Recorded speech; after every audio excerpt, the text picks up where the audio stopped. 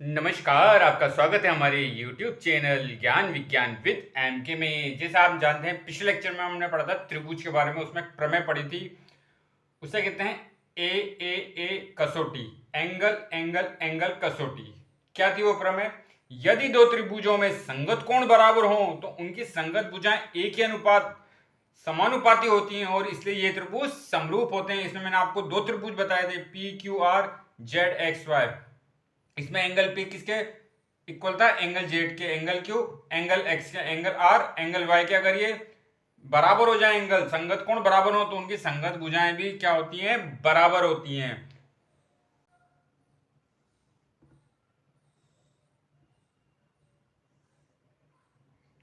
ये दो त्रिभुज हमने लिए,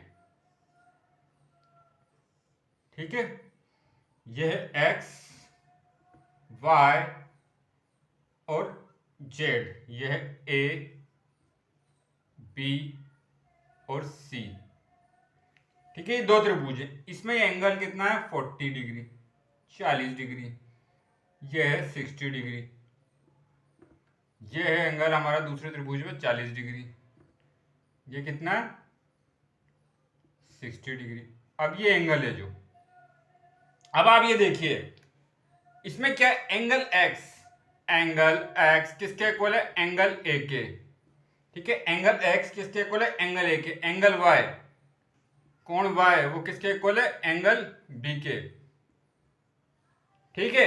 अब आप देखिए, इसमें दो एंगल तो बराबर आ गए, पर तीसरा एंगल हमें पता नहीं है, ठीक है। दो एंगल, इसमें एक एंगल 40 डिग्री इसमें बराबर आ गया, 60 डिग्री इसमें बराबर आ गया।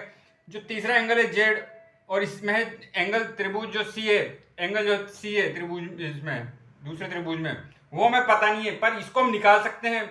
कैसे निकालते हैं? हम जानते हैं त्रिभुज के तीनों कोणों का योग कितना होता है? 180 डिग्री। तो इस त्रिभुज में हम देखते हैं यहाँ पे कितना आ रहा है, देखिए। एक एंगल 40 प्लस 60 प्लस कितना है दूसरा एंगल Z, ये किसके इक्वल होगा? 180 के। ये कितना हो गया? 100 प्लस Z इक्वल टू 180। तो Z कितना हो गया? Z हो गया हमारा 80 डिग्री। एंगल Z कितना हो गया? एंगल Z हो गया हमारा 80 डिग्री। दूसरे त्रिभुज में देखते हैं हम, इसमें कितना है? 40 degree plus 60 degree plus angle C, ये किसके इक्वल होगा? 180 के इक्वल होगा। अब आप देखिए कितना हो गया? 100 प्लस एंगल C 180 डिग्री। तो एंगल C कितना निकला हमारे पास? 80 डिग्री। पर आप देखिए, दो इसके एंगल थे वो तो समान थे, जो तीसरा एंगल है वो भी तो समान आएगा। 80 डिग्री इसमें आया Z एंगल C भी 80 डिग्री आया। तो यहाँ देखिए आप, यहाँ कितना होगा? एंगल Z हमारा आया किसके इक्वल है? एंगल C के। एंगल इसमें अगर दो एंगल बराबर आ गए तो तीसरा एंगल तो अपने आप ही बराबर आएगा, ठीक है। अगर, ठीक है, इसे हम ए कसौटी कहते हैं, एंगल कसौटी। इसे हम क्या कहते हैं? ए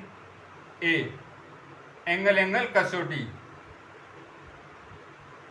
क्योंकि इसमें क्या हो रहा है? दो एंगल तो बराबर हैं, तीसरा एंगल अपने आप बराबर होएगा। तो इसे हम क्या कहते हैं? एंगल कसौटी कहते हैं, ठीक है। इसे हम कहते हैं एंगल कसौटी। दो एंगल बराबर, तीसरा एंगल अपने आप बराबर आएगा। तो इसके बारे में और आगे चर्चा करेंगे। आपका बहुत बहुत धन्यवाद। Thank you.